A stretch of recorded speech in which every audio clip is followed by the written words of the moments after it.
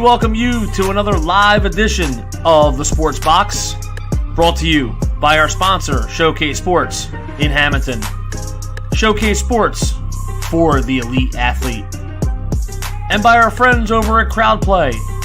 Download the free CrowdPlay app today and check them out at www.crowdplayapp.com for details. Ladies and gentlemen, it's showtime.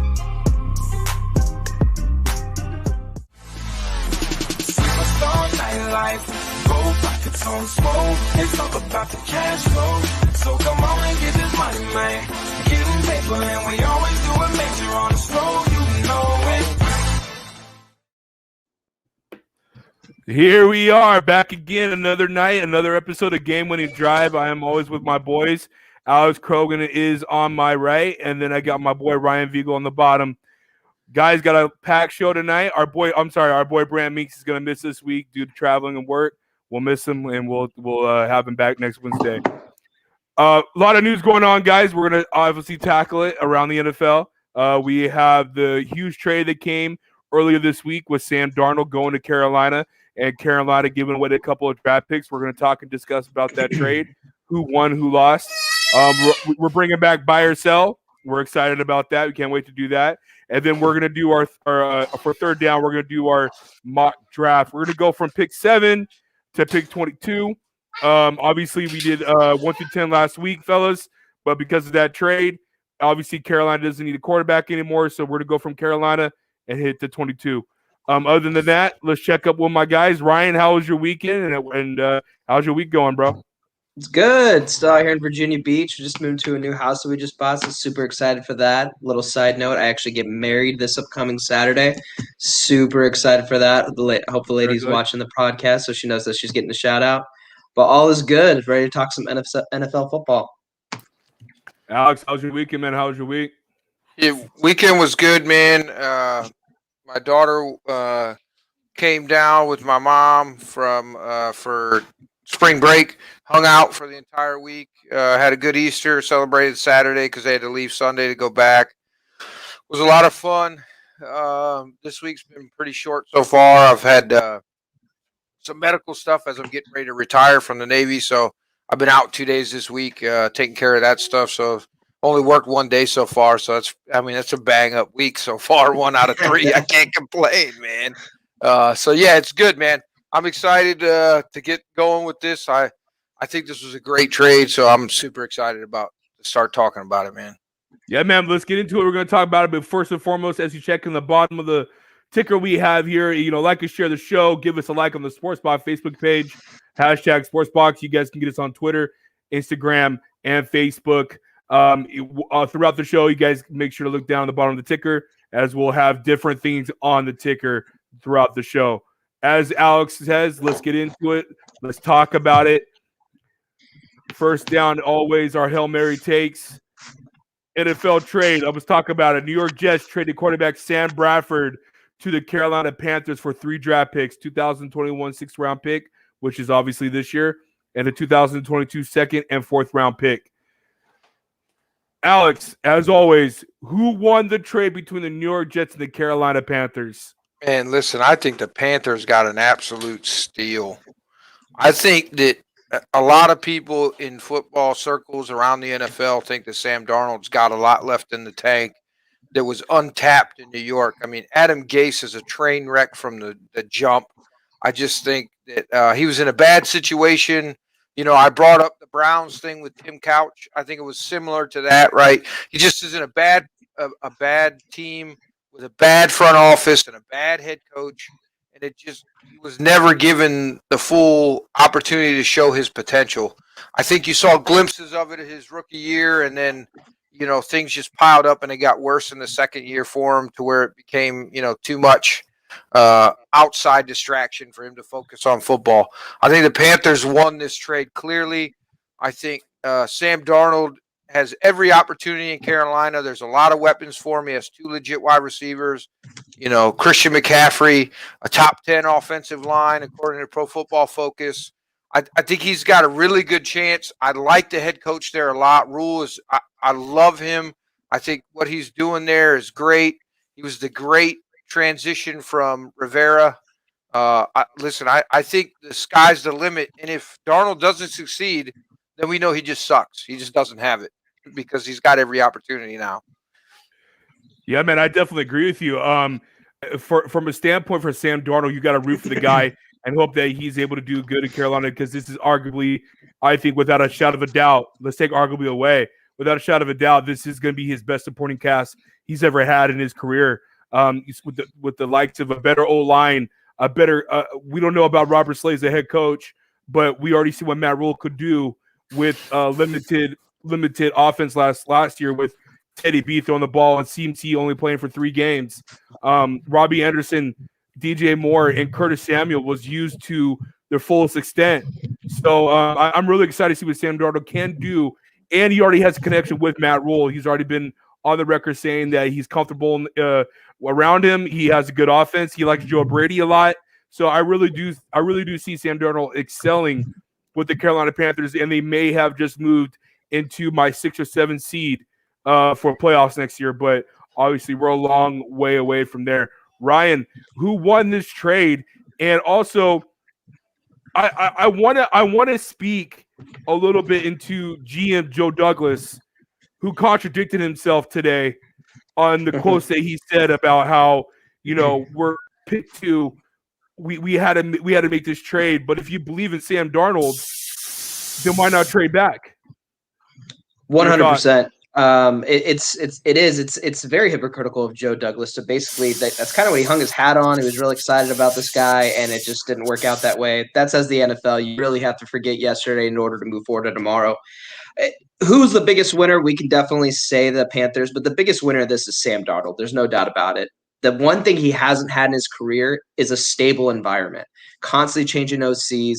He went through 2 different head coaches. Now he's got Rule, who has 6 more years there, so he's going to have the chance to establish with a guy that knows what he's doing, a college guy who's come up, so he knows how to speak to the young guy. Because let's not forget, Sam Darnold's still in the very bottom barrel of the age group of all these guys. He's a young cat, He's got Joe Brady, a new up-and-coming – since Super Bowl. Sorry, man. That's pretty good. That's pretty good. Brian tired with the comment of the day already. But okay, so going back, Joe Brady, new up and coming offensive coordinator. A lot of guys like him as a play caller. Now we're going to talk about the winner. Let's talk about the loser of this. And I'll be honest, it's not the Jets. It's Zach Wilson. Zach Wilson's going to struggle because of this, because now you're taking a kid from Utah. He went to high school in Utah. I played football in Utah. That's a pretty small-minded area going now to the Big Apple, where you've been the hero for a long time, and now you're going to a place that's very unforgiving. If you're not good there, they're going to let you know. This isn't like Carolina where it's a kind of a place that, okay, we're all right, we're doing okay. No, if you're in New York and you're not good, they're going to let you know. This fucking idiot. Moose. Yeah. I know Moose. Right? Yeah, fucking guy, man. Everybody wants to comment when I'm trying to talk here. Oh, yeah, look at all these comedians popping up now. But now, okay, so now they're going to hang their hat on a guy, and this is if they go Zach Wilson. There's an opportunity they don't even go Zach Wilson, so we don't even really know. But if I'm Saleh, am I really going to hang my hat on the excitement for this kid to come up and start day one of my first year of being a head coach? I don't know. I see a lot of troubles for Zach Wilson in the very near future. It's a scary environment. There's no doubt about it. It's definitely a scary environment, and I definitely agree with you. I think the biggest loser out of this whole thing is going to be Zach Wilson, because obviously what's the difference between him and Sam Bradford? Absolutely nothing. Absolutely no protection in the front. No skill position players on the outside. No running game at all whatsoever for a balanced attack. I really don't understand unless you're telling me that you want to be in the rookie scale and get a rookie deal done, where you don't have to worry about a big cap hit. But I don't think they would have to worry about that with Sam Darnold. I think they would have been able to work out a contract, pick up his 5th, and probably get a couple more years on there.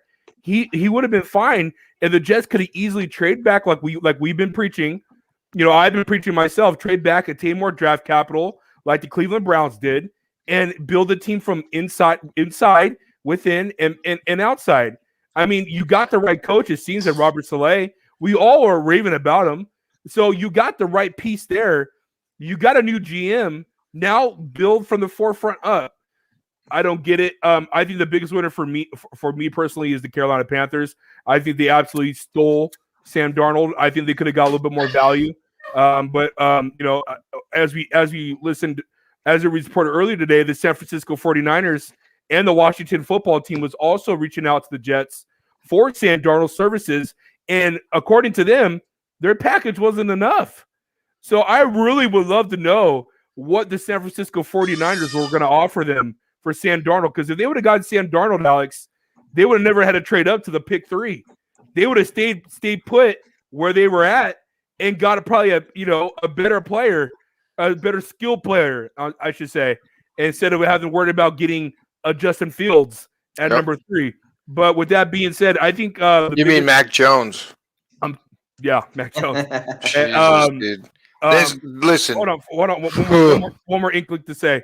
Also, this is also a huge win for Robbie Anderson. Having prior chemistry with Sam Darnold in the New York Jets franchise for I want to say he was there for 3 seasons. I want to say 3 or 4. I believe it's 3. 4? Oh, 3. Okay. So I mean, he's had some good success there, right? So now it's going to even be better with Carolina. Better O-line, a better running system, a better system overall with Matt Rule. I'm with you, Alex. I'm a huge fan of Matt Rule. I like the hire, and I also love Joe Brady. And I agree with my brother what he said. This will be a chance for Joe Brady to this is his audition to be a head coach in 2022. Real quick, Alex, I know you want to say something about San Francisco. Go ahead. Yeah, listen, it's not really about San Francisco. From everything I heard, Robbie Anderson was very instrumental in Sam Darnold coming to Carolina. Right. He talked to Sam. From what I understand, he talked to Rule and raved about him. He said that he could be the answer there. He really feels like, he would really fit into this offense well. And so when you got a guy like that, who obviously Robbie busted onto the scene this year, really broke out, and people know now that he's legit number 1 in the NFL, right? So, when you got a guy like that who's a bona fide superstar who's going in to bat for you, to tell them, hey, look, he just had a bad break playing for Adam Gase and being in a bad system. This guy will be freaking, good for us. He'll put us over the top. I mean, that speaks volumes on Sam Darnold, right? Like, yes, I think this is the best situation he could have gone to. The only place better for him would have been Kansas City, but he ain't replacing Patrick Mahomes. So I think he's really good where he's at. You don't think San Francisco would have been a good spot for him? Listen, I don't think San Francisco offensively – I think San Francisco's a run-first team, right? I don't think Sam Darnold is a run-first quarterback. I think Rule is a 50-50 guy. So Sam Darnold's going to get a shot to show us all the hype coming out, right? That he can make the deep throws, that he can read progressions, that he can, I mean? I think Sam Darnold can put offense on his back and carry it. I don't think San Francisco would allow him to do that. I definitely get under Kyle Shanahan's offense. I think he would have excelled. I mean, you have Brandon Ayuk, George Kittle alone. I mean, that's going to make you feel like you drop from a thousand skies. I mean, it's better than anything the Jets have. His numbers would have doubled anywhere he would have probably gone. Sure, but I get what you're saying. I like the system. And I just think it's a different scheme, right? I think get that. Shanahan is a scheme thing. So if he goes to San Francisco and he's successful, it would be a scheme thing, right? With him going to Carolina, it's going to be they were successful because of Darnold, right? I think it's the opposite. I think it's the best situation for him personally, career-wise. Okay. Yeah. I still see a balanced offense with Carolina because they got one of the best running backs in the game. But, I definitely agree with you on the scheme things. Guys, on a scale, Ryan, we'll start with you. On a scale of 1 through 10, how confident are you that quarterback Aaron Rodgers will be a Green Bay Packer for the start of the 2020 season? Obviously, we've been hearing some things and rumblings. He doesn't know what's going on. He likes to host the Jeopardy and play at the same time. What's your scale? What's your scale rate? I'm an 11. It's crazy to me. Think about the idea of the getting. I understand what's going on here. We're looking back. They were going to do with Jordan Love to Rodgers what Rodgers did to Favre. That was kind of the idea. LaFleur was for whatever reason thinking that Aaron Rodgers was not the guy. But how can you say that if the guy goes out, has probably his best year of his career, wins the MVP, and takes him to a divisional final? Like, the reality is he's still going to be in Green Bay. He has LaFleur and Gutekunst by the balls, for lack of better saying. There's no chance that he's not a Packer. I think the reality is now we need to figure out how we take care of Aaron Rodgers at this point.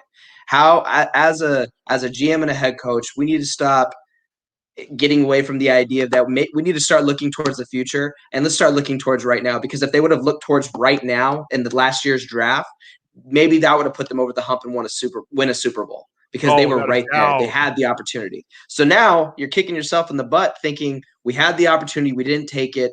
Our guy is still our guy. He just won the MVP. He's showing no signs of slowing down. Wants to play 3 to 4 more years. I think you got to start thinking mindset of how are we winning now as opposed to the future. Yeah, I definitely agree with you. For me personally, I just don't see how you can move. And I know Alex loves Aaron Rodgers a lot. I just don't see how you can move a let's just say it, top 3 quarterback in the game today. Let's just throw it out there right now. How can you move 100%. Him? How can you move him out after winning MVP, like Ryan just said? And it seemed like, Alex, it seems like the offense, the second year now under this new head coach, he mastered it this year. Him and Devontae Adams, most red zone conversions this year, most on it receiver quarterback tandem. I think all of us would agree as the best quarterback receiver tandem, probably Josh Allen, Stephon Diggs, and Tyreek Hill and Patrick Mahomes. But I like the Devontae Adams and Aaron Rodgers connection. Why give that away? You were literally a few plays away from making the Super Bowl. And like Ryan said, he hit the freaking head on the nail. You could have drafted instead of Jordan Love and got a guard, got a tackle, got a defensive player. Or how about this? Getting an offensive player that they haven't had in his whole entire career. Drafting a first-round offensive player. Wouldn't that been more efficient for Aaron Rodgers, who almost, what do you guys say, 25, 24 NFL teams would take him in a minute? I mean, I don't get it, Alex. For me, for a scale, I'm with you, Ryan. I'm going to say a 10. I know you went 11. There is no way they're trading him. There's just absolutely no way. Alex? I'm at a 100, man. There's more.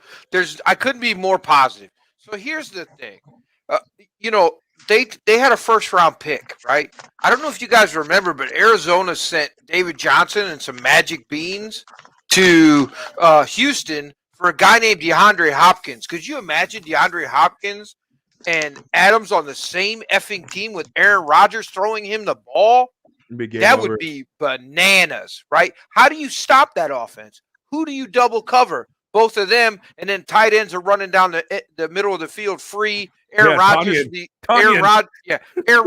running for 500 yards a game. Like, it's bananas to me that they used that first round pick. Bananas. It's insane to me, right? The comments are just fire tonight, boys. He's Lewis. He's on a break. He's taking a break. On a break. We had to give him a break after he said that he's on vacation, man. What did he say? The Jaguars, the second best team in the NFC. Oh yeah, AFC South? We had to give him a break. We had to give him a break.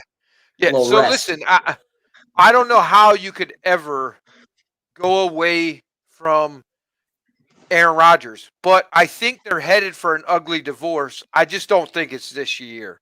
I just think they're not going to get one more year. Maybe one more year. I really think they're going to get one more year out of him. They don't like paying him all the money they're paying him, which is stupid to me. If the Browns could take him right now, I would pay him $80 million a fucking year. I don't care. Like, I don't like the guy. I think he's a jackass, and you will love him. You will love him. If he was a Brown, you love him. Got you a Super Bowl. The moment he steps on the field, fuck Otto Graham, fuck Bernie Kosar, fuck Baker. He's the best quarterback to ever suit up in a Browns uniform without a question. Easily. Without a question, right? We win a Super Bowl with him. If you take my team, you trade Baker, give him OBJ, give him 7 first-round picks, I don't give a fuck. We'll win 2 Super Bowls before we got to start losing players because we can't pay them.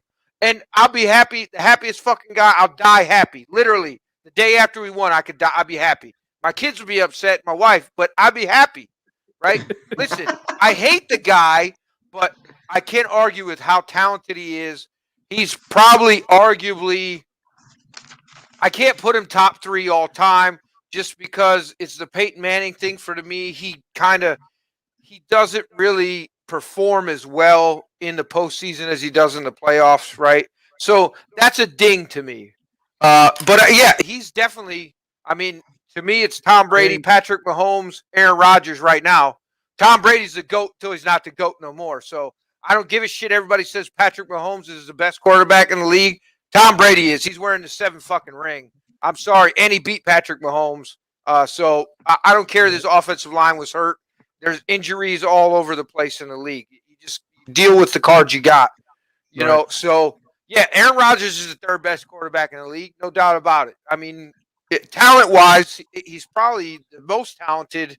Him and Patrick Mahomes, you can make that argument, whoever you want to go with. I'm not going to argue with you. But talent-wise, talent. We still have to see what Patrick Mahomes can do. Listen, he's only 3 years in. If you remember, Patrick Mahomes' legacy is defined by San Francisco's ineptness in scoring on 2 turnovers that he made late in the game, where San Francisco would have won that Super Bowl. So now, because he won a Super Bowl, everybody's like, oh, Patrick Mahomes is the greatest. Listen, what he does on the field, there's only been one other guy, and that's Aaron Rodgers. I've seen do similar stuff, right? So I agree. Listen, he's talented, no doubt, but they're going to have to start paying that big contract. He's not going to have track star players all over the field anymore, and then we'll see how really good Patrick Mahomes is. If you gave Peyton Manning's brain to Aaron Rodgers, then that would have been the ultimate quarterback. If you if you gave Tom Brady's moxie and game management to Aaron Rodgers, he'd have 12 fucking rings. How long has he been in the league? He'd win every year. Like, you couldn't beat him. I agree. I mean, listen, he's super talented, right? Like, I literally legit think him and Patrick Mahomes are on the same level talent-wise. I just think that's the truth. If you remember all those Hail Marys and all those game-winning drives that Aaron Rodgers had, he was the first. Patrick Mahomes is just a new Aaron Rodgers to me. He's just frustrating because you think you got him, and then he makes a ridiculous play, and then you're like, well, fuck. We just lost that guy. I disagree with you on that part. I think Mahomes has already excelled Rodgers at their career at that time. But that's another subject for the day. San Francisco 49ers looking for a first-round pick for quarterback Jimmy G after they said that they had the full confidence in him, but that's neither here nor there. Is he worth a first, Ryan? What is he really worth, and what team could be making a move on him, let's say on draft day? You know what's funny is I feel like the 49ers are out here playing chess while everybody else is playing checkers. The reality is they know that Jimmy G is not worth a first-round pick, and they're putting it out there as bait to see if they get anybody to bite. Because the reality is he's not worth a first-round pick. He's been in the league for however many years. He's played an cumulative of approximate, not even barely 2 seasons. Like 32 games under the belt, really, when he's been in the league for however long. Now, I know he wasn't a starter for the Pats for quite some time, but the guy can't stay healthy. I genuinely think that Strahan knows that they're going to be going quarterback. Jimmy G's still going to be there, and whoever he drafts, whether that be Trey Lance or Justin Fields, based on all the rumors that you hear, this is a guy that's basically going to play a red shirt role, kind of like what Phillip Rivers did behind Drew Brees. If we don't – Jimmy G, when he actually got traded to the 49ers back in 2017, he got traded in October, didn't start till December. So Strahan is not the kind of guy that is just going to throw somebody out there to figure out. He runs a very difficult offense, and I think he knows that. The reality is everybody knows they're going quarterback, but he's not worth a first-round pick, which is why they're flaunting it out there. Like, if you want him, this is what we want back, knowing that they're not going to get it back. It's the same thing now going back to the 49ers with Mac Jones. They're not going Mac Jones. They're saying that, so now that way nobody's trying to jump to 2 to try and get the guy that they're actually going after. If you look at who's spreading these kind of rumors, Orlovsky's the one of the main guys that's out there. Orlovsky and Shanahan were college roommates. Like, everybody, this whole bubble of all these different guys that are talking about it, they all have some kind of, the Kevin Bacon third stream whatever to Strahan. Strahan's basically putting rumors out there so that way people don't jump him. Jimmy G at best is a third round maybe. That's a stretch in my opinion. Who's Strahan? Strahan. He means Shanahan. Oh, Shanahan. Yeah, I was lost for a second too. I was my guy's like, like, Michael who is Strahan? Strahan here? All right, brother. Yeah, I get that. Yeah, I definitely he's definitely not a forward at the first. The guy can never stay on the field. It kind of makes you think that Bill Belichick was up on his sleeve on that one. No, but he still, I don't know. That trade still doesn't make any sense to me at all whatsoever. But moving forward to this with Shanahan, they're going to go Justin Fields. I still don't believe it's Mac Jones. They could have stayed at 12 and got Mac Jones. For me personally, the only team that I can see reaching out to San Francisco is the Houston Texans. But what do they have to give for Jimmy G, Alex? They don't really have that much to give. Or the cap room. Or the cap room, yeah. So I mean, it's gonna be really interesting to see what they're gonna do. They might have to do the red shirt role, like they did with Phillip and Drew. But you pick someone so early, Alex. It's hard to have them just ride the bench. If it's Justin Fields or Mac Jones, San Francisco, they already have a defensive built contender. We've seen enough of Jimmy G. We want to see what the rook can bring, and it's gonna create that controversy. Probably 3 or 4 games in when Jimmy G has like a 45 QBR, averaging 125 yards passing and not even averaging a touchdown. I mean, those are the issues that San Francisco is going to face. Alex, talk to me. What is it? What's going to take for this whole controversy to end? This is all setting up for Bill Belichick to look like a genius again. The guy's going to trade out of the first round. Everybody's going to lose their fucking mind. And he's going to trade 2 second-round picks for Jimmy G, and they'll probably make the playoffs. Because that defense, just like in San Francisco, but Belichick is a better defensive mind, obviously, than Shanahan, who's an offensive-minded guy, is going to lead them to the playoffs, probably 6th or 7th seed, right? And Jimmy G's just going to manage the game. The only team that wants Jimmy G as their quarterback is New England. So San Francisco is playing a stacked deck thinking they're going to get a first-round pick because there's no way in the world that Belichick's going to trade a first-round pick for a guy he knows isn't worth more than a second, at max, probably a third. So he'll probably trade a second-round pick. He'll trade back. He'll pick up 2 or 3 second-round picks, which gives him the draft capital to toss 2 first-round picks to San Francisco or a second and a third. San Francisco will jump all over it because they don't want a quarterback controversy, right? And they'll do it. I mean, this is what I legitimately see happening. Everybody's going to go nuts at 15 when New England trades back, and they're going to, what's going on? What's going on? They'll probably trade back twice, right? They'll trade back into the 20s, and then they'll trade back into the first half of the second round, and they'll still get the guy they need. What's funny is I read somewhere today that New England, who is probably the most interesting selection, I say, after the top 10 is done, if we go from 10 to 20, Alex and Ryan, I think New England has the most interesting pick.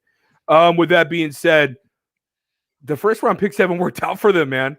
They suck at first round picks. Sony Michel. The guard they got last year, he was hurt all year. And, it gets to a point where maybe they need to trade back because they're not picking well at all. So let's move on. Last question. Houston Texans are looking for a potential backup in quarterback Alex Smith. That's what the rumors are going around. Deshaun Watson is currently suspended from Nike. He's now dropped from Beats by Dre. Smart or dumb move for Houston to sign Alex Smith? Ryan? It's terrible. It's dumb. The reality is that you bring on a guy like Alex Smith. You want him to be the backup to a young guy that's just probably either getting his second or third year start in the NFL and kind of coax him into, hey, I'm a what is he, 11, 13 year vet now at this point? Like, the guy's been in there for over. That's the only reason that he should be on a team. He's not going to be start worthy. We saw every time he plays, I cringe because I remember the leg, and I feel like he's running. The guy's a damn pirate out there. He's running on a peg leg, and it worries me. And the reality is, he's just not going to be good for the NFL at this point. He's not good enough. But the reality is, they have Watson. The reality is, he might be suspended. He might not be able to play at all. We don't even know if he's ever going to play another down in the NFL at this point with how many masseuses have come forward. It's a bad look. It's not looking good. But then you have Tyrod Taylor and Ryan Finley, and then Alex Smith. It doesn't make sense to me. If I'm Houston, I'm going out there and getting somebody different, not a 36-year-old vet that's been in the game for 14 years. God bless him. I love Alex Smith. He's a San Diego local. I actually played high school football against him when he was at Helix. So I got nothing but love for him. But the reality is the NFL days are over, and it's time to start coaching. You guys are effing haters, dude. Alex Smith, it deserves another shot in the NFL. He tore it up in Washington. For a guy with a peg leg, give him some damn respect. All right? There's a plethora of teams that can sign him for his services. Great leadership skills. I can't do that. Great leadership skills. Great veteran. Great veteran experience. Can be a great mentor for other quarterbacks that are on the come up. I would have loved to have him on the Chargers to back up Justin Herbert, but that's just me. But I think it's a dumb move by Houston to sign him, but it would be a smart move by another team that is in, that could possibly contend because he has postseason experience. All right, Drew, we gotta talk about this now. We gotta go live with it. Okay, Washington had like a top 7 O-line last year. They had a great O-line. Yeah. That was their thing. Now he's going to go to Houston, who has an absolutely terrible line, where Deshaun Watson, who's one of the most active running quarterbacks in the NFL, gets sacked a lot. You think that Alex Smith has the opportunity to get around this guy? I said it's dumb for him to go to Houston, but it'd be smart for him to go over to a contending team. Where's he going to go? Back up Patrick Mahomes in Kansas City? Why not? There you go. Why not? That's where he should go. He has experience in Andy Dalton's offense. That's where he should go, is Kansas City. He should go back to Kansas City so maybe he can get a ring, because if he steps on the field, his days are numbered. The guy's done, man. His leg is held together with duct tape, super glue, and some freaking paper mache paste. Like, he's an owner. He's done. Yep. I agree. I don't agree with that. Yeah, there's a difference between an owner and a player. No, I don't agree with that. Okay. No, I was agreeing to the comment. All right, second down, buy or sell. I don't need to listen. We're moving on. Second down, buy or sell. New York Giants quarterback Daniel Jones will have a successful third year and have a breakout season. Alex, you buying or you selling? I'm selling. Even though he should. He doesn't have any reasons not to. Right? No, he added some offensive weapons. The offensive line is better. But I'm selling. I don't think he's going to be I don't think he'll be in the league 3 years from now, except for a backup. I don't think he's got it. I thought he did initially, but I just don't think he's got it, man. Ryan. So I'm selling. I was an advocate last week for the Giants. I'm buying. I'm all in on this. I think he breaks out. Now, I'm going to go back, and I'm a numbers guy, so we're going to go back and look at some numbers. In his rookie year, he played 13 games and started 12 of them. At 23 years old, threw for 3,027 yards, 24 touchdowns, 12 interceptions, had an 87.7 QBR rating. That's pretty goddamn good. That is 4 touchdowns short of breaking Baker's record, which was set the year prior in 2018. But we don't look at these kind of things. If he actually and he didn't start until he only started 12 games. His 16 game extrapolation, he put up more touchdowns than Dak Prescott, Kyler Murray, Carson Wentz, Lamar Jackson, throwing obviously with Lamar Jackson. Had the only QBR that was higher in 16 was Dak Prescott, because he had an amazing line. He had more yards and less interceptions than a lot of these guys. This guy's good. Now, is he good enough to have what we're looking for in a breakout? I think he's gonna turn some heads. I think Kyler Murray is the one that everybody's gonna be looking at because he had such a terrible year last year. But I don't know, man. There's a part I'm buying with it. I think Daniel Jones makes for a top 12 quarterback in the NFL next year. So that's a Woo! breakout. Hanging my hat on it. Yeah, 12. I mean, you have your 7 to 8. How If is he's 12 in the not a top 12, 12's a I'm okay with that. breakout? I consider top 10. If you're not top 10, then how are you breaking out? Because it's a passing league, dude. That's hard to get in the top 10. But anyways, It's hard to get in the top 10 with the guys that are still out there and still playing, man. So last year, if Alex recalls, Daniel Jones was one of my sleepers for fantasy, and he made me look like dog crap. But with that being said, I'm still on the train. I'm buying Daniel Jones. My guy. He's gonna Man, break my out guy. this year. You Nate like the taste Soldier of dog is shit. gonna recruit. Nate Soldier's gonna recruit that youth. Left tackles back. They got some guards back. Saquon Barkley's Nate back. Soldier. Kenny G is gonna make a difference for this team. For I 3 like games. I like Evan Ingram. Hopefully he's gonna be healthy, and his defense is a lot better, which is gonna help him out. But of course, Saquon Barkley is gonna help out Daniel Jones the most. You're buying Better Evan O-line, Ingram, who you better were running trashing back, all last better year. skilled players. Oh my God! I'm going with Daniel Jones. I'm buying it. He's gonna have a I love breakout it. year. I love Mark it. it, mark it down, mark Mark it down. it And I sold, and these down. 2 idiots Oh. bought. Mark it down. God, All I wish right. Brant was here right now. Las I feel Vegas like- Raiders I feel like newly Brant's buying. acquired. Las Vegas Raiders newly acquired running back Kenyon Drake will affect running back Josh Jacobs' production. Ryan, are you buying or are you selling? I'm buying. It's definitely going to affect it. I think that they're trying to go for like the Nick Chubb, Kareem Hunt kind of style of play here. But the reality is Kenyon Drake, he was so disappointing last year. He came in overweight. He didn't lose the weight during the year. He had a couple snapshots of some games that looked pretty good. But this guy, I mean, they put $11 million up to him. He can earn up to 14.5 this next year. It's a lot of money to put into a guy that they're not going to give the ball to. He's going to get the ball. There's no doubt about it. I think Josh Jacobs proved last year in a healthy 16-game season that he can handle the 3 downs, and he did it. It's a very surprising move, to be honest with you. It's going to affect Josh Jacobs. It's going to make a lot of fantasy football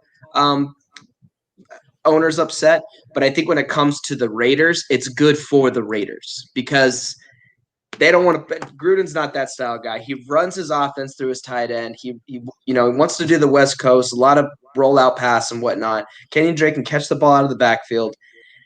It's going to affect it, but it's going to be better for the Raiders. That's where I stand. I'm definitely going to buy. Kenyon Drake's going to really affect Josh Jacobs' production. I think this will drop him down. Josh Jacobs will be dropped down out of the probably first or second round of the definitely the first. He's probably going to be a 3-4, Alex, for fantasy football this year. I don't get it. I still don't get the signing. I don't understand it.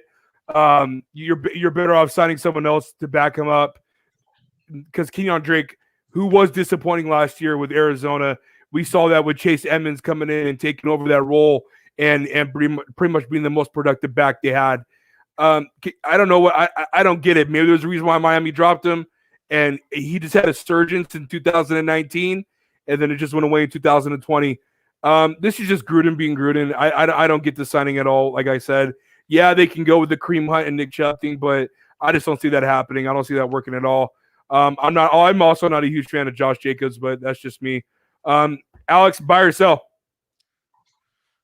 I buy that it's going to affect him. I mean, I think Duke Johnson was a better fit there. Just a receiving back, third down scat back. You didn't need another pounder that also can. Kenyon Drake is like a poor man's version of Josh Jacobs, in my opinion. It'll probably affect him for the first 7 weeks, and then Kenyon Drake will, pull a hammy or, tear an ACL or something, and he'll be out for the rest of the season. So it might affect him early on. But I'm going to buy because it's going to affect him the amount of money they're paying him. They're going to put him in the game plan. So it's going to affect Jacobs' numbers for sure. His touches, maybe his confidence, who knows? So I'm buying. All right. Wide receiver Larry Fitzgerald, as it stands now, will be the 4th best receiver of all time if he does retire this summer. I'll start it off. For me personally, I'm going to say I'm going to buy. I'm buying on this. I think he will be, if he retired and he doesn't come back next season, I think he will be the fourth best receiver to ever play this game. The catches, the yards, the fact that he's done it with absolutely the worst talent around him for most years, and his best quarterback ever in his career was an old veteran in Kurt Warner whose body was breaking down, and somehow that Arizona team got to the Super Bowl in 2010 and was literally a defensive stop away from winning that Super Bowl, which is insane to me. One of the best Super Bowls ever, and one of the best performances I've ever seen but from both offenses. I mean, Larry Fitzgerald, remember when he ran by Troy Polamalu in that catch across the middle, boom, see ya, bye. Yeah, Alex, for me, I love Larry. I mean, to be able to move out from a outside receiver position to learn the slot, it's benefited his game even more, and he reached even greater heights when it came to receptions and career yards and all that stuff. But for me personally, man, I got him fourth. I can't put him above T.O. I can't put him above Randy Moss, and I definitely can't put him above Jerry Rice. Alex? This is tough for me. I love Larry Fitzgerald. I'm gonna buy him as 4. It's hard for me. I think Michael Irvin and Chris Carter are highly underrated. To me, I mean, when I think about wide receivers, it's obviously the 3 you named, and then I think about Chris Carter and Michael Irvin. I mean, that's the truth. Like, I know that there may be guys that have better numbers than Chris Carter and Michael Irvin, but just watching them play, the physicalness, the hands that they had, everything like that, it's tough for me to put him above them. But what Larry was in the beginning is not what he was these last 3 years, right? So, right, people, new to the game or that didn't see Larry in his prime think about, and they probably think we're crazy to think that he's the 4th best when they're looking at the last 3 years. But the guy was, phenomenal. His hands were out of this world. He didn't drop balls. I think he has 2 or 3 seasons without a single drop, which is ridiculous for the amount of volume that he had, right?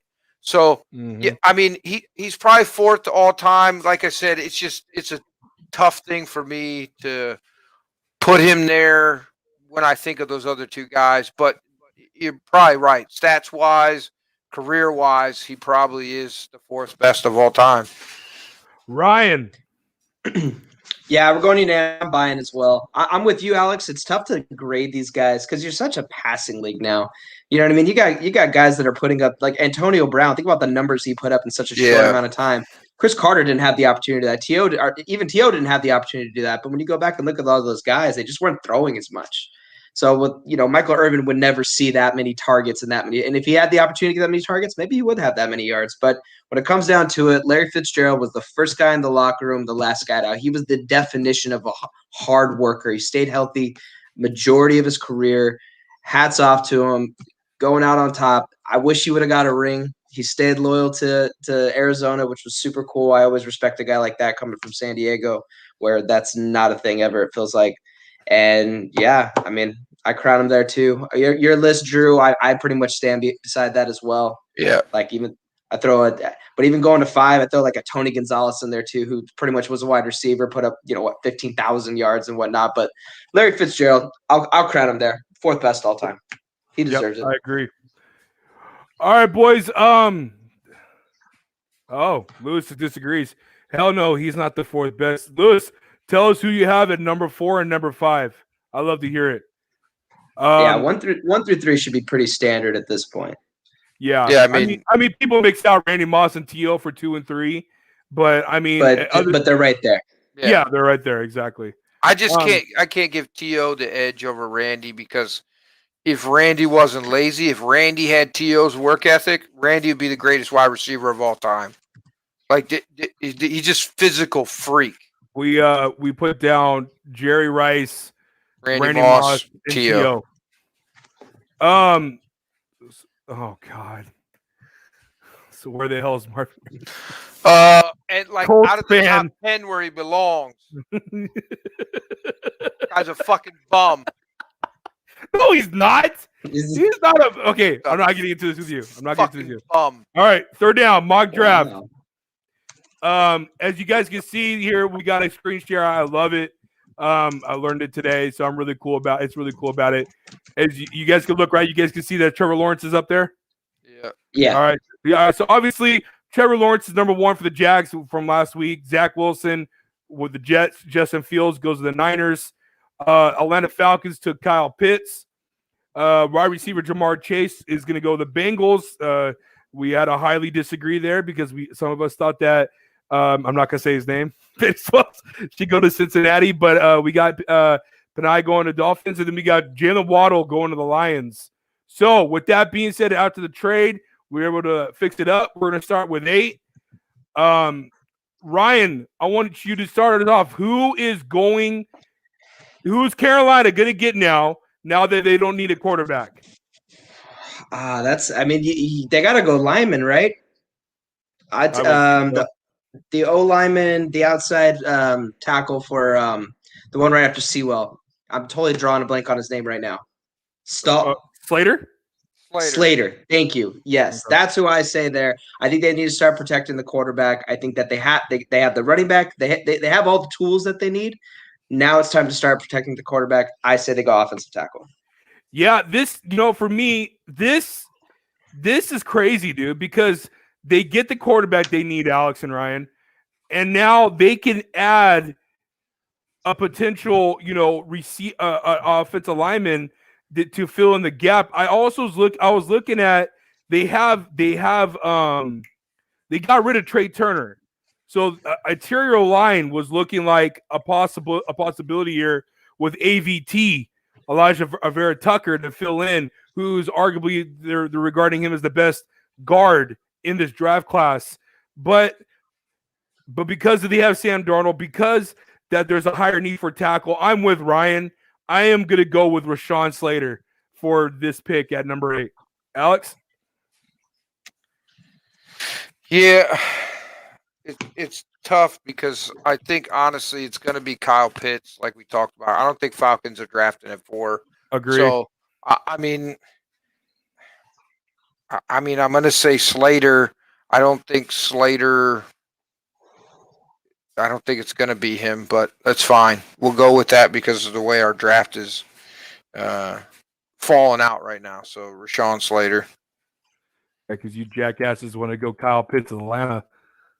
Well, listen, I mean, I think all 4 of us can agree. I think if they stay at the it's pick, in their best bet that's to their trade pick, out. Right? Yeah. If they stay at the pick, that's their pick. They But could trade. They could trade away. That's what I mean. They're not staying at 4. But if we're going no trades, I mean, it's going to be him, Yeah, I hear you. All right. So Broncos are at number 9. We are definitely looking at quarterback. We have Mac Jones and Trey Lance available. I don't think they'll go Mac Jones here. I think they possibly could trade back as well as the Denver Broncos because of Carolina pretty much, going offensive tackle now. So, Alex, who you got? I mean, I really like Micah Parsons here. I'm not going to lie to you. I really think that they need to focus more on defense. I think that they can give oh, man, why am I drawing a blank on the QB's name? Trey Lance? No. Drew Lock. Drew Lock, another year. Listen, I think Drew Lock showed enough the year before, not last year, right? But the year before that he could be successful. So, I mean, there's no real tackle option. I mean, the next tackle option is Darasol Christian, right? And he's 16th ranked. So they're not going to drop that far unless they trade back. So I'm going to go with Micah Parsons here. Okay, Micah Parsons. Ryan. They got to go quarterback. I mean, the reality is this is why Elway decided to take the back seat. He went all in on Locke and said this is going to be the guy, and he was wrong. And Elway swung and missed a lot. It felt like as a GM was not his style. it's a good thing that he's taken a step back. They go Trey Lance because he's the better option, in my opinion. Mac Jones he's played against the toughest competition. He's a good quarterback, but the reality is when you look at Trey Lance, that guy looks like an NFL quarterback. He's the pedigree. He has the arm. He was calling his own block coverages in, granted, it was North Dakota State. I'll give him that. There's no doubt about it. We've seen that you could have success playing at that level and going into the NFL with Carson Wentz. But I say that they go Trey Lance, and yeah, that's. But sorry to cut off. I think this is a good opportunity to trade back because now between them and the Patriots, who else is going quarterback at that point? Agree. So Yeah, I mean, they have the could go all the opportunity way now. back to 14, right? Like, And yeah, I mean, maybe the Vikings might be start fishing, looking for the future here for somebody to take a back seat. But I mean, if you look at everybody drafting here, Washington, maybe you don't want to go past 19. Yeah, I say Trey Lance there. So, as you can see on the board, Micah you Parsons, dirty bitch. and I just drafted him in my draft. You motherfucker. So for me, I think I fucking hate I you. think Denver's gonna go linebacker. I really like this. If they don't trade back, I like Micah Parsons a lot. I spelled his name wrong, but you know what?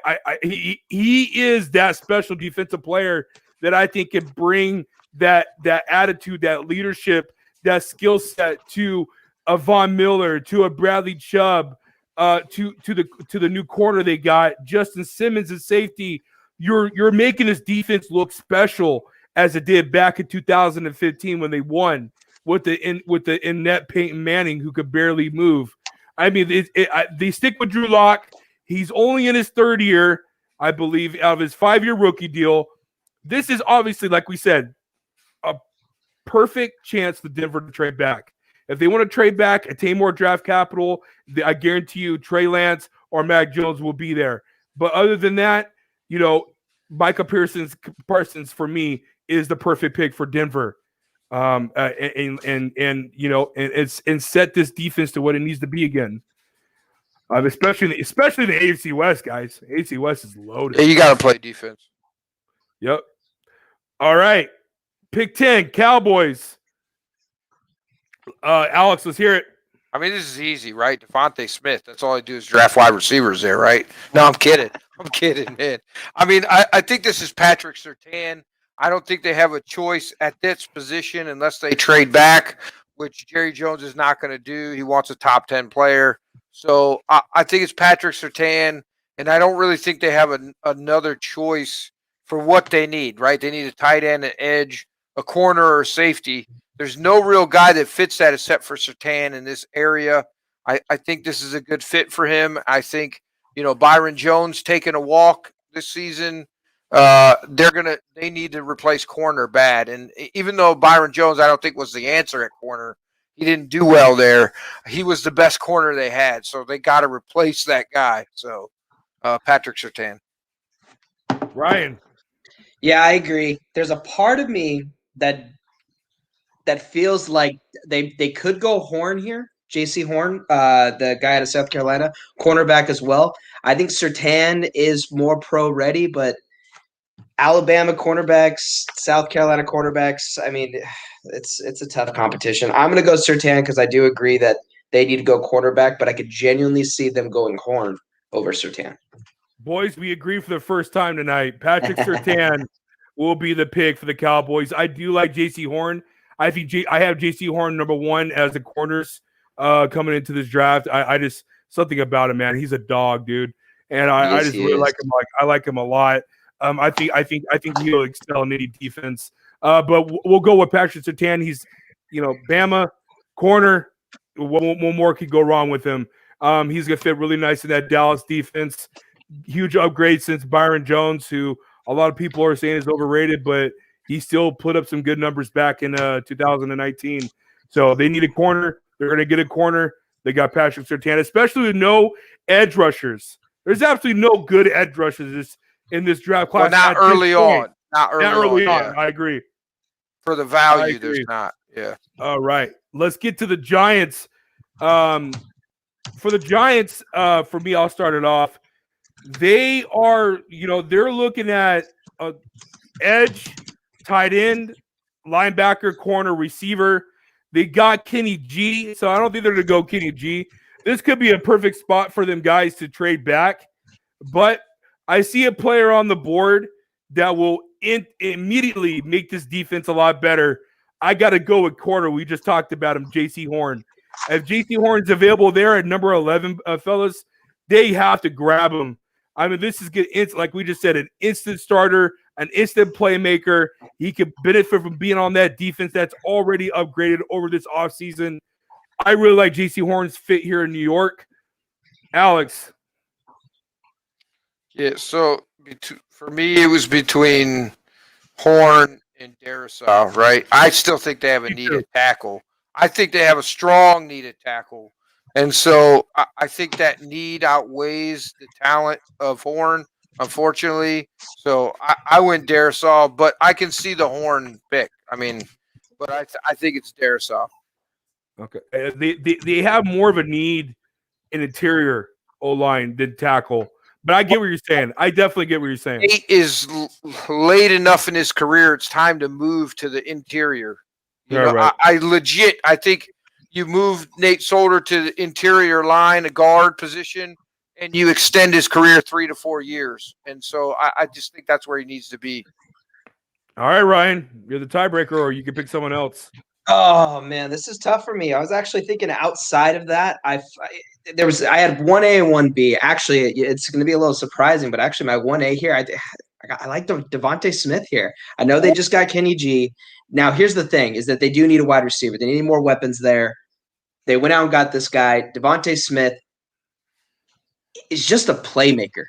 This guy's going to come out here and he's going to start on this team. He's starting over Sterling Shepard.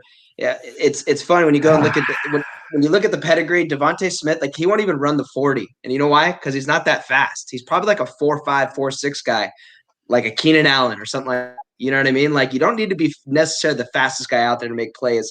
This guy just makes plays. He won the Heisman for a reason. Now, with that being said, that I got my 2 cents in. They have a strong need at corner as well. They need to start building that defense. This is where J.C. Horn goes. Back to what you were saying, Drew. Horn, dude, this guy is a beast. He's a dog. He goes out there. He's a ball hawk at the corner position. He can come up, even play a little bit of nickel and get a little blitz in. Like he's got speed. He's got strength. This guy is pro ready, and I genuinely think whatever team he does go to, he's going to be starting game 1. I agree. So J.C. Horn is our pick, fellas, at number 11. All right, let's get into the fun. Eagles at number 12. Eagles have a lot of needs, Alex. We're looking at possibly wide receiver, tight end, corner, linebacker, safety, offensive line. Who you going with, Alex? Trey Lance. What? I'm fucking with you. No. I'm fucking with you. I mean, this is who I thought where he was going to go from the beginning. I think it's Devontae Smith. I think out of all the wide receivers in this draft, he has the highest basement. You know what I mean? Like he's going to, even if he's not a superstar, he's still going to make money in this league as a possession slot wide receiver, which is where I think he ends up at. And, he's got great hands. I think he fills a very big need for them. They got to have some offensive weapons. So, yeah, Devontae Smith. Ryan. I agree, Devontae Smith. I think it's going to break Philly's heart to see 2 corners go right in front of him because that's 100%. A very strong need right there. I would think cornerback was probably the biggest need that they actually need on that team for a team that has a lot of needs. So they're going to go with the sexy pick. They're going to go Devontae Smith. It's going to feel like a little victory. I feel bad for Devontae Smith because I don't think he's going to get a lot out of that quarterback there.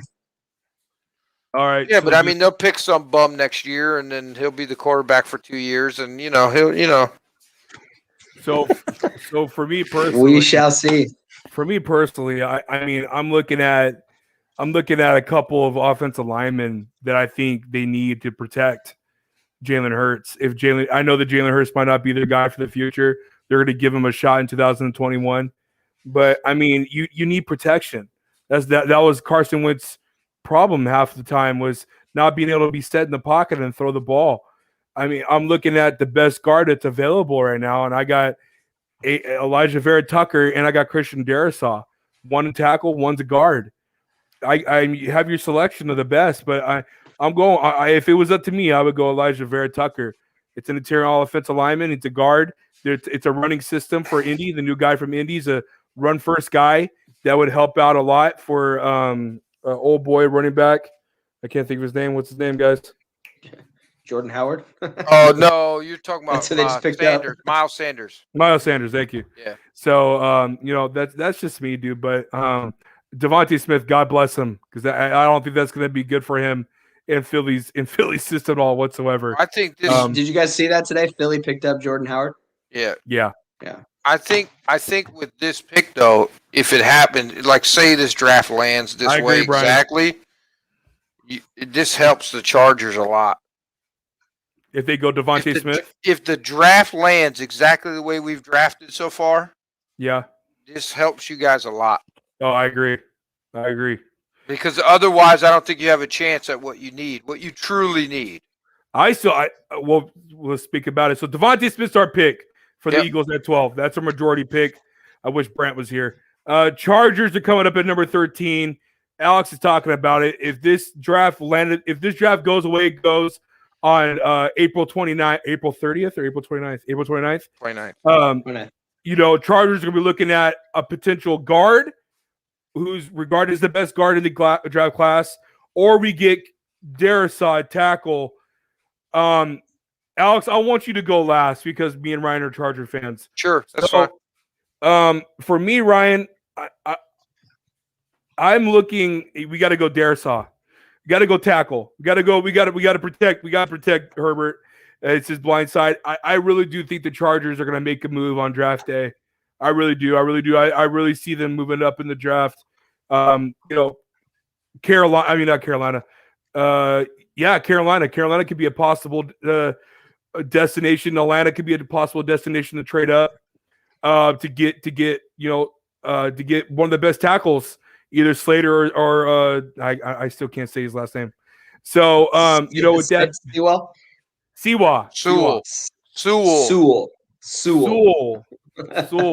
It's like sewer. I was trying to say how you were saying it last week. How do you say his first name? How do you say his first name? Oh, good luck with that. Panay?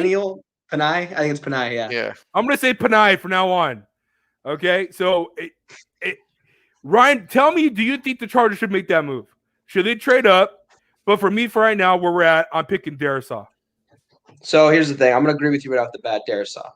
I think this is the way it's going to go down for the Chargers in Telesco. I think they're going to see where Sewell goes because there's a good chance that he won't go in the top 4, 5, 6 like we're thinking here. Plummet to 8, which is going to be an absolute joke. If he were to, then the Chargers are in heaven because then we're taking the next one off and we're getting Slater. And Slater, so I think we're going after. I could genuinely see us going to the Panthers and be like, hey, take our number 1 next year. You can have it because Slater's our guy this year. When you look at the first round, you got a 50-50 bust rate. In a lot of these situations, it's not offensive tackles. Offensive tackles that play at big universities coming to the NFL pretty pro ready. Mm-hmm. Virginia Tech, Darrisaw, it's a good program there. This guy would be pro ready. I hope we get Slater for the sake of our draft here. I 100% go Darrisaw. I definitely agree with you. I hope we go Slater too.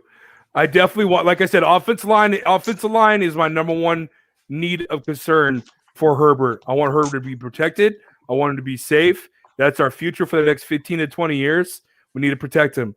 But there's the itch in the back of my neck that I would love to have Kyle Pitts. So that's another topic for another day. Alex, finish it up just for shits and giggles. Yeah, listen. Honestly, I don't know the guard who you said. I don't remember the name. Elijah Vera Tucker. I don't know who that guy is. He's not even in my draft. He's not even on the draft board. According to Pro Football Focus. He should be. He's USC guard. He was a beast. Draftforidiots.com. I'm on Pro Football Focus, but that's fine. Idiots. Listen, it was going to be Darrisaw for me, like without a doubt. I think, you would much rather have Slater because I think Slater Oh yeah, is. I think Sewell and Slater are guaranteed 100% 10-year left tackles in the NFL. I don't think you're going to have any issues with them.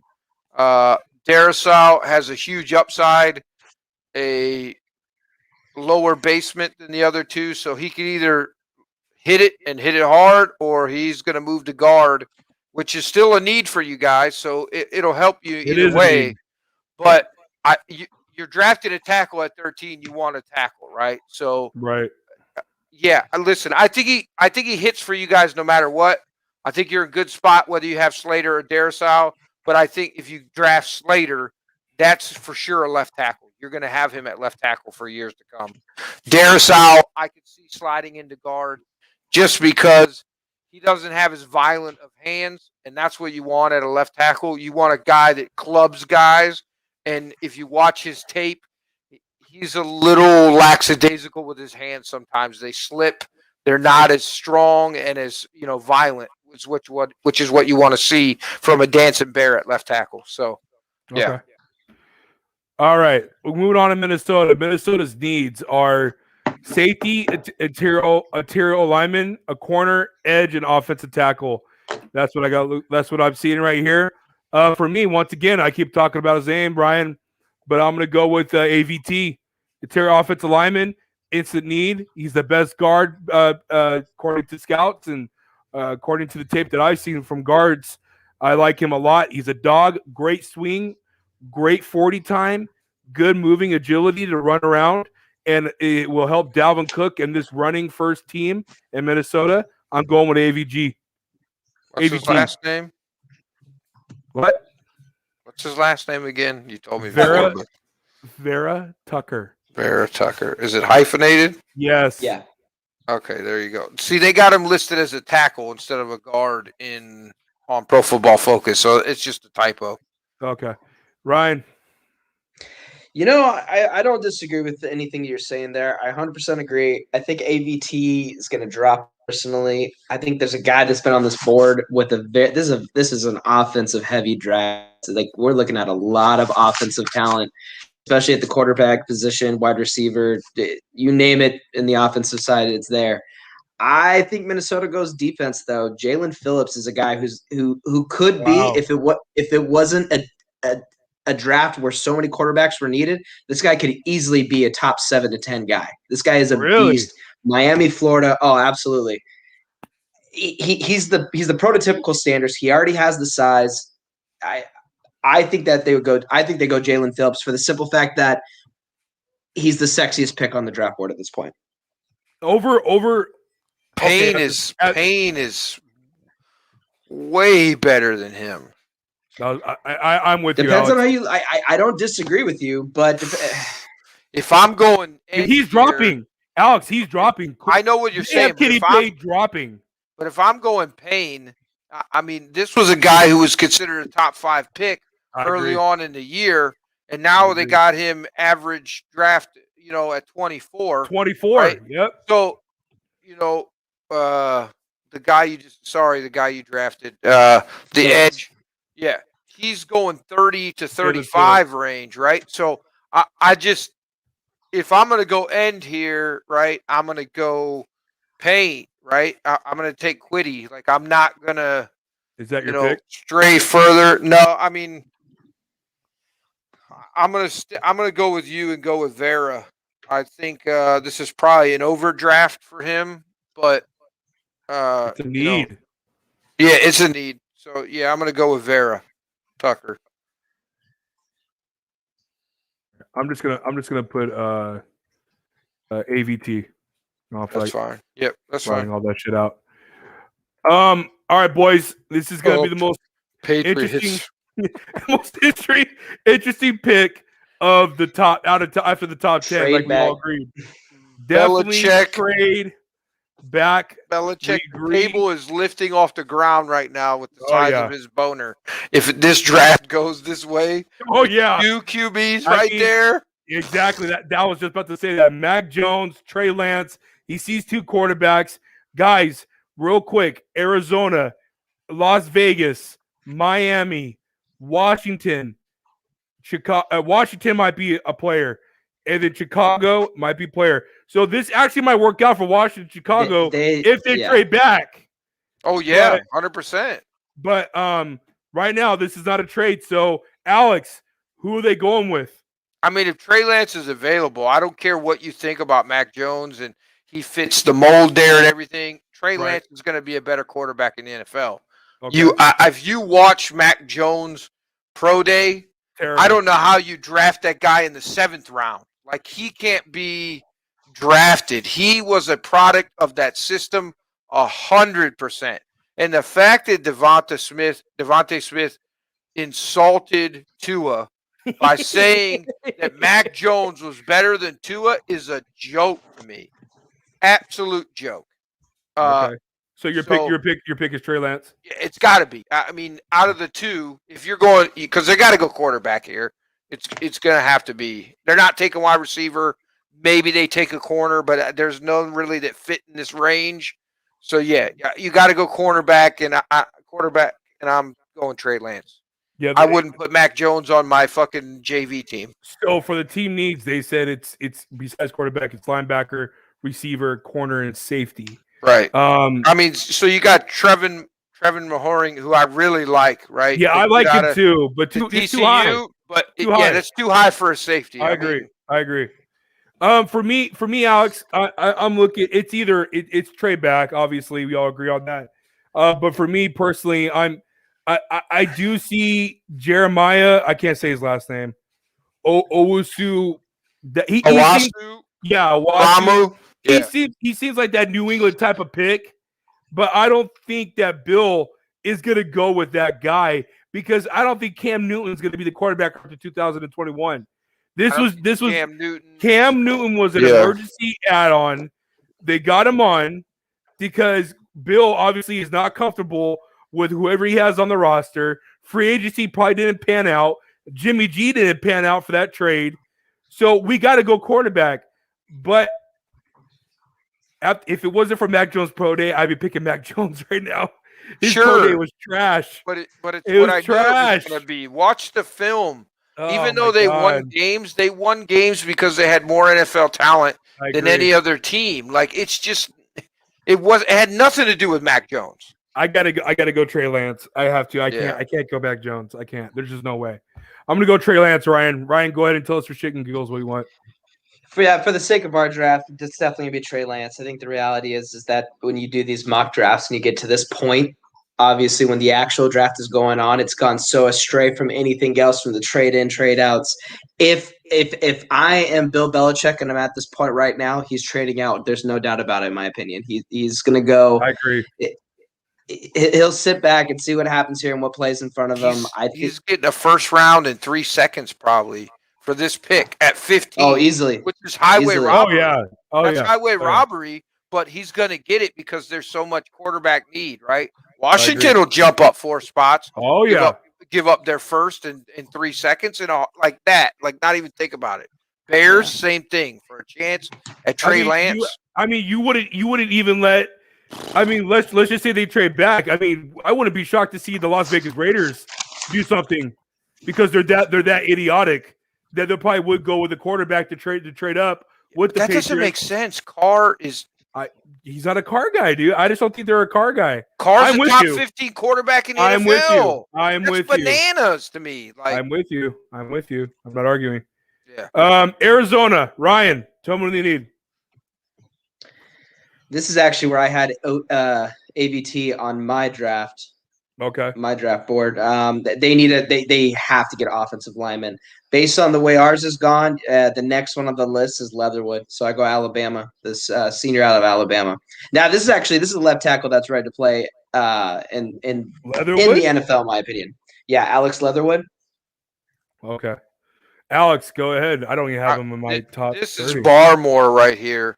All day, every day. Really? Listen, they just added J.J. Watt. Chandler Jones is healthy, right? Wow. They don't have a defensive tackle that scares anybody, in my opinion. Did they just get someone? Have an offensive lineman that scares anybody? Sure. Their O-line is terrible. But you got Kyler Murray, who's the Energizer Bunny that runs around for days. So Yeah, that didn't help out last year. I I get was what you're just gonna saying. say. I get what you're saying. But I mean, when you But they also to didn't get, have a running game either. to get to the next tackle, who I have ranked, right, is Walker Little from Stanford, right? This Holy guy's crap. going 42 in most drafts, right? Like, so that's a second rounder. I'm not taking him in the first round at 16. God, So no. I'm getting huge value because Barmore is considered the 15th prospect in this draft, right? So I'm getting him at 16. So I'm getting him a position behind, right? I don't think, if this goes this way and Mac Jones is still here, the Cardinals are probably trading back. Like Oh, yeah. everybody has a quarterback in between the Raiders and Washington and the Bears is trading back at this point if Mac Jones and Trey Lance are available. So if Cardinals stick here, though, I think they go in defensive interior. I think they go defensive tackle. I just think it's too much of a reach for anybody else. Man, Talent-wise. you guys I get the Christian Barmore pick. I get that. I think he's going to be one of the most value picks in this draft. I have him ranked at 29. So that would be a huge jump for Arizona to get a defensive tackle at 16. The next tackle I have here is Tevin Jenkins. Right. I got Tevin Jenkins rated at he's going 20. That's Oklahoma State. Yeah, I believe so. Yeah. I know who you're talking about. Yeah, Oklahoma State. Yeah, I mean 6'6" can play. They're saying he can play offensive tackle that could go into guard, versatile guy. I'm with Ryan. It would have to go offensive lineman, but I mean, for the sake of the argument, dude, I'll go with Christian Barmore. But I do think the offensive lineman has to be the pick for Arizona. They need to protect Kyle Murray, especially Alex, especially the NFC West when they have Seattle and the Rams defense. I'm not arguing with you that they need to go tackle or guard. The value at 16. You're not spending for a guy that should really be going in the second round. You're just not going to do that. Like it goes against, all things GM-ness. Like as a GM, if you make that pick, right, and you go off guard or tackle here for a guy that you should be getting in the second round, you're probably not going to have a job the next year. Yeah, it sucks, but it's the truth. Yeah, I mean the guy who drafted Trubisky over Deshaun Watson and Mahomes still has a job. So the reality is these things happen all the time. They happen all the time. Would you consider the Bears a well-run organization? No. Moving on. Would you consider the Texans? I mean, none of those guys, like they don't have jobs, or if they do, it's because they're in a bad organization. Pick number 17 is Las Vegas Raiders. The Raiders are in a dire need of a lot of players, in my opinion. But Alex, who are they going with? I mean, I don't really like the pick here at 17, but I'm going to go with Trevon Moharing. Same thing. They need an offensive lineman. Like they need a lineman, but they also need a safety. So I think they go with the kid out of TCU, and they take the safety here because he fits the need that they have and the position value wise. Okay. All right. I'm looking. I think that's a little bit too soon for me. I like the pick though. I get it. For me, this is where I will probably go with Jeremiah Osu-Koroma, the linebacker from Notre Dame. I think he would fit in great, especially with the new linebacker they got from last year from the Chicago Bears. I'm drawing a blank. He's Nick something. I forgot his name. But he fits the mold. Mike linebacker. He could be a captain for this defense. I think the Raiders, like I said earlier with the Broncos, you need a defense to compete in the AFC West now. The AFC West is loaded offensively with the Chargers and the Chiefs. So I think linebacker would be the smart pick here. I'm going with Jeremiah Ryan. I had I had defense as well. This is actually where I had Pay going here as a Where did Pay? interior defensive. Yeah, Edge rusher. but Right. so with that being said, I will stick with the defensive theme, and I'll go along with you there, Drew. Okay. All Because right. I have three different players listed for these guys. They need defense bad. So did I. They have a lot of holes. I agree. I'm just doing the J. Okay, I'm not gonna be. That's a tough one. Yeah. Alex, you went first. Ryan, Miami Dolphins are up. Who you got? Second pick of the draft, the first round. Man, this is another tough one for me. I think that they go tackle. I think Tevin Jenkins has fallen enough here. I think he's a good enough tackle to protect Tua. They're obviously going to go with Tua. They're sticking with him. I don't know. I don't agree with you. I don't agree with it because this is a guy that when it came down to needing to make a play, they put Brian Fitzpatrick back in. I don't know why they're sticking with Tua and they're going that route, but hey, they're building around him in my opinion. So they're going to go O-lineman Tevin Jenkins out of Oklahoma State. So you think that Miami's gonna go back-to-back tackles in the first round? Yes. Based on our draft, what we've done so far, because they have Sewell, he's the best available at that position at a position that they need. Okay. Yeah, for me, they're not gonna go tackle. They still got some emerging guys there. I'm looking at. Look at the draft log and look at what they need. They need a wide receiver. They need an edge. They need a running back. They need a tight end. They need a linebacker. So I'm looking around seeing what they have. And for me personally, man, I this is probably where they're blessing the skies. And I see this guy rising in the draft board. I think they might make a chance here and go Rashad Bateman here. I think Rashad Bateman, he's rising. His stock is going up. He fits that slot position very well. And you know what? He could be the guy that Tua needs to get that other offensive firepower going with that receivers they have around him, with Mike Gesicki at tight end and, Gaskins at running back. Najee Harris could be a pick here to complement Myles Gaskins, but that's too early for running back for me at 18. So I'm going to go with Rashad Bateman here. Alex? I'm not playing a nice guy in this one. I mean, this is Pay all day. I mean, edge rusher. Yeah, I mean, this is a guy. All right, he's my guy to go with. This guy's a top 5 player, That's supposedly. Fair. He's had some character issues, is why he's dropping, supposedly. It's not his workout. It's not his tape. It's, attitude from what I'm hearing. Get him at 18 when he should have been a top 5. That's a huge it's just no end.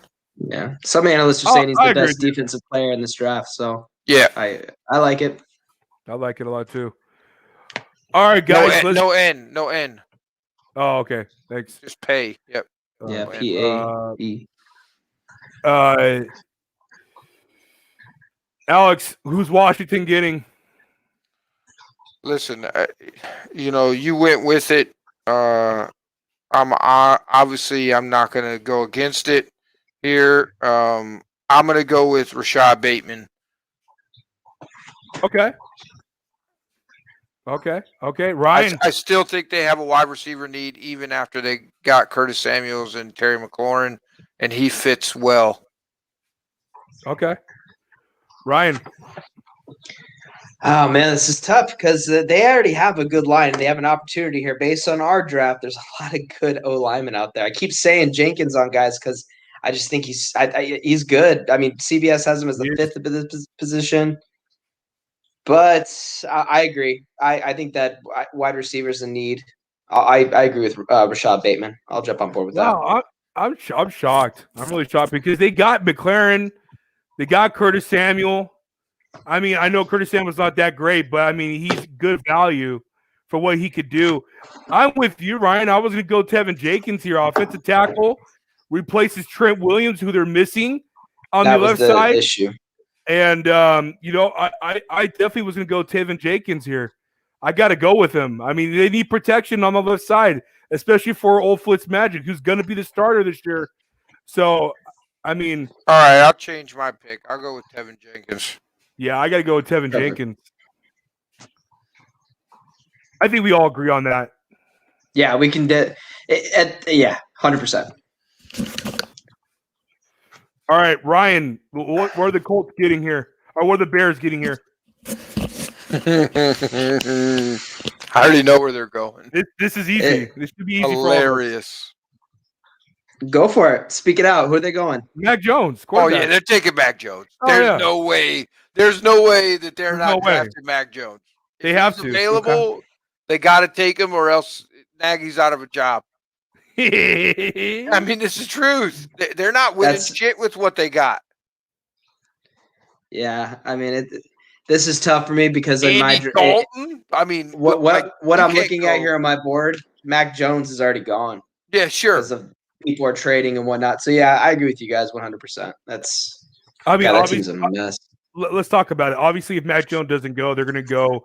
They'll go Rashad Bateman here probably. That's what I've seen the most mock drafts is Bears getting either Rashad Bateman. They're either going to go. They're either go with him or they're going to go with old boy Curtis Tooney, the receiver, the other receiver. So that's who I've been seeing Chicago going for. But we all agree, Mac Jones. He's available. He's the best. Most of our boards, he should be going. So we got. It's going to be tough for Chicago to trade in general because they're sitting at the 20th pick here. So that doesn't hold a lot of water with a lot of teams. So in the upcoming years, they're going to have to.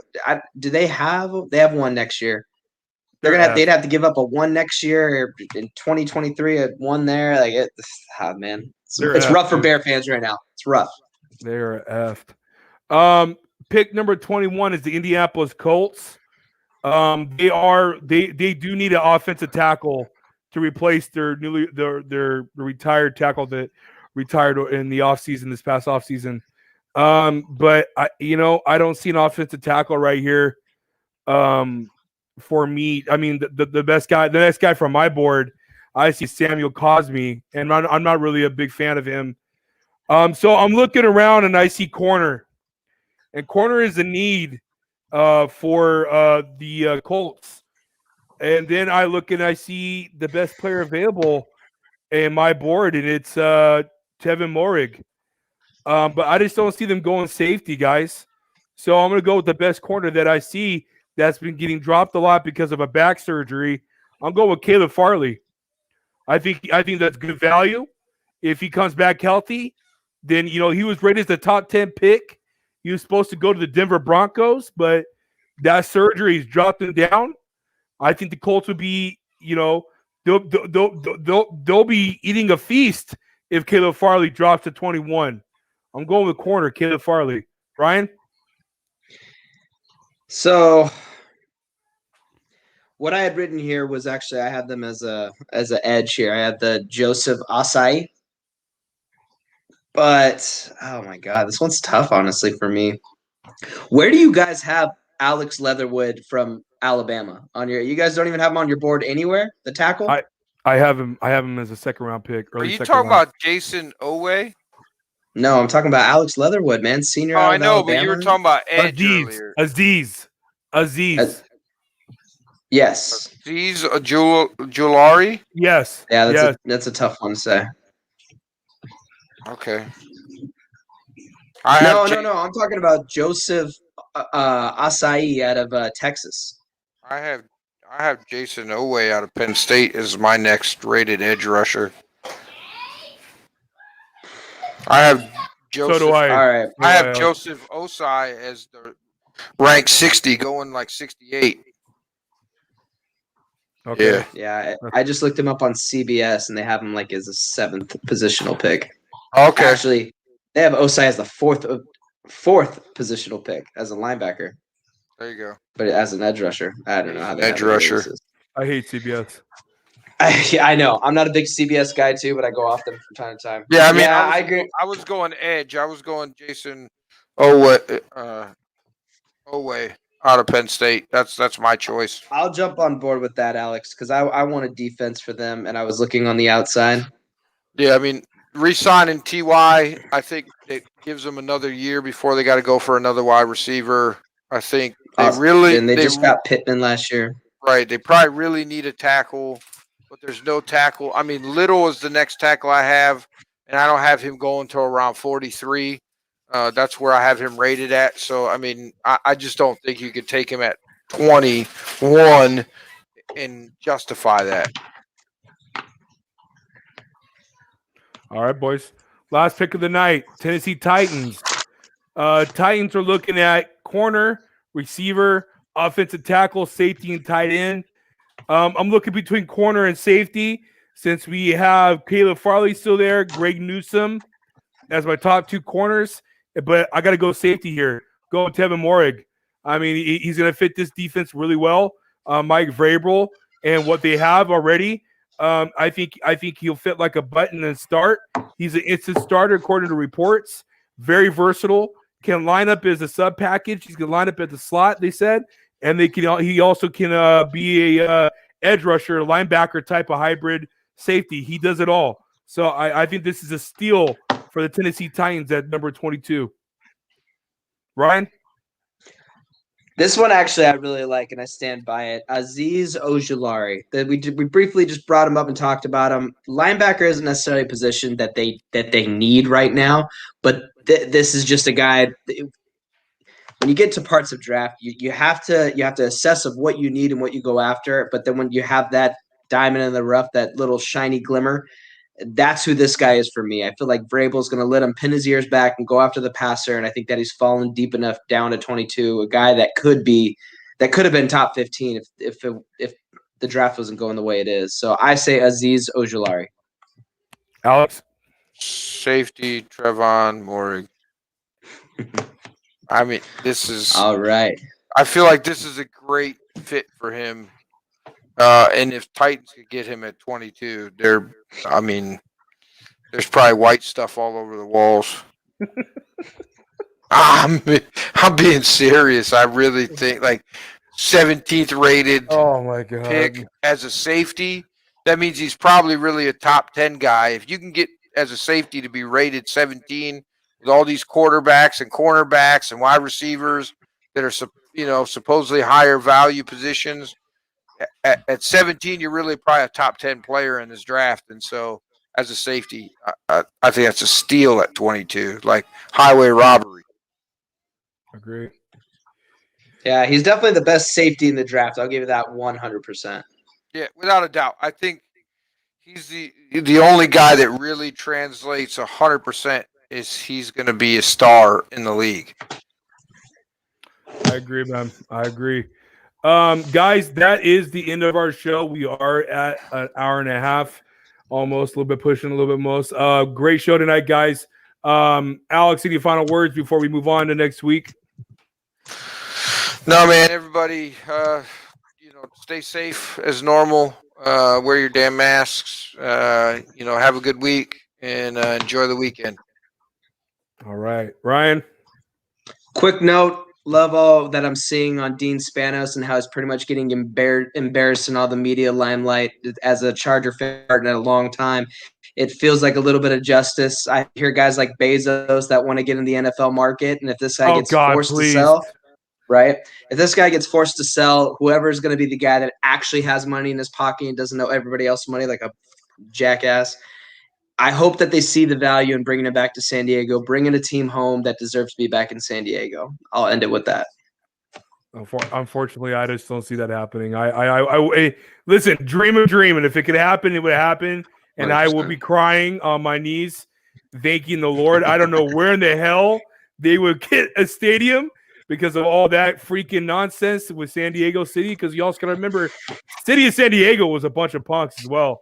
So it wasn't all on Dean. I'll give him that much, but I hate Dean. But with that money being talks, said, baby, money talks. It does. It does. Jeff Bezos or freaking Mark Cuban, I would love to have one of them as our owner. But regardless of the fact, my cousin actually texted me, and he told me that if Dean sells, he'll come back to the Chargers. Just like I think a lot of San Diego people will come back to the Chargers if Dean 100%. Sold. But I think that would be the best move. Guys, next week we hopefully will have Brant back on. He had a couple of technical difficulties this week, so hopefully we'll get him on next week. And then we will finish up our mock draft next week. And then the week after, Alex and I will be on Tuesday, Wednesday, and Thursday. Both days will be a mock draft, Tuesday and Wednesday with all the Sports Box guys. Ryan and Brandt will be on Wednesday. And Thursday, Alex and I will be hosting with several other Sports Box hosts for round 1 of the 2021 NFL Draft. Oh, man, can't wait. That'll be exciting. Catch us next week. Well, guys, stay safe. Be true, be you, like my boy says. And we'll catch you guys next week on Game Winning Drive. Here's a little takeout for you guys, and we'll catch you guys later.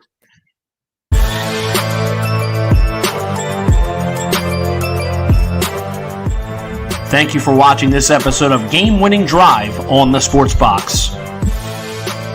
Please remember to follow us on all of our social media outlets. On Facebook at Sportsbox Show, Twitter at Sportsbox Show, Instagram at The Sportsbox Show. Find us on YouTube and join Outside the Box, our Facebook sports discussion group. The Sports Box is brought to you by our sponsor, Showcase Sports in Hamilton. Showcase Sports for the elite athlete. And also our friends over at CrowdPlay. Download the free CrowdPlay app today and use promo code THEBOX at sign up for 10 free points. Thank you for joining us.